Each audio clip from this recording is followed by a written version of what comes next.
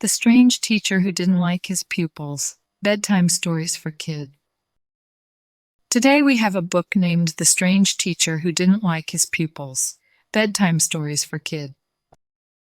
I think they're so pretty. I hope you guys really enjoy it. I love it.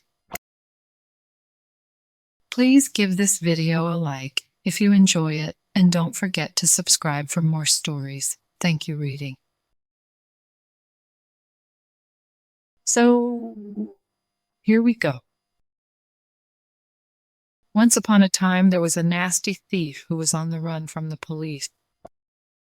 He arrived in a small town called didnt, where he hid his stolen goods and pretended to be the new teacher and started to teach classes under the name Mr. Peepo. Because he was so nasty, he shouted at the children a lot and was always in a foul mood. He always told the children off, and you could tell that he did not like them one bit. At the end of the day, his pupils would rush off in a hurry. Until one day, instead of leaving, Paul, one of the smallest pupils, stayed behind and just stared at Mr. Peepo in silence. He then pulled up a chair and stood on it. The teacher moved nearer to yell at him, but before reaching him, little Paul jumped up and clung to his neck, giving him a big hug. He then gave him a kiss and ran off, just like that, without giving time for the nasty teacher to get over his surprise. From that day on, little Paul used any distraction to give the teacher an unexpected hug and run off before he could catch him. At first, this really annoyed the nasty teacher, but soon it seemed as though he began to like it.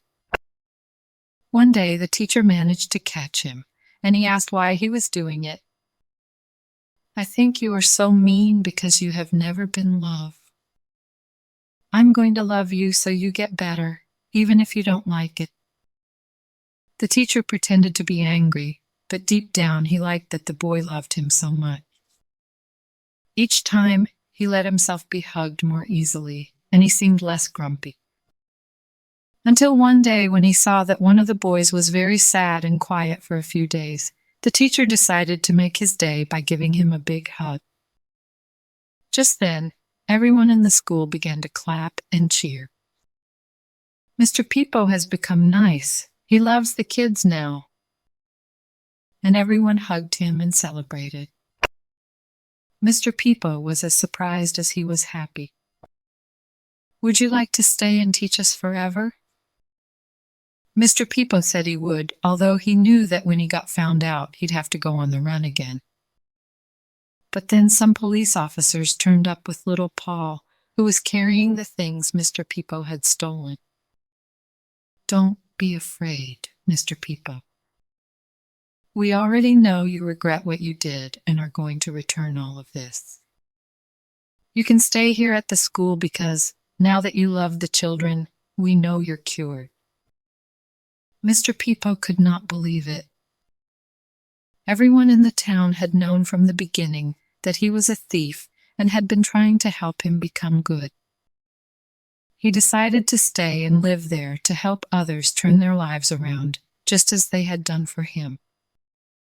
And so, looking back, Mr. Peepo finally understood the very strange name of the very special town, and he thought it was very fitting. The end. Good job, friends. Thank you so much for reading with me. Bye, I'll see you next time.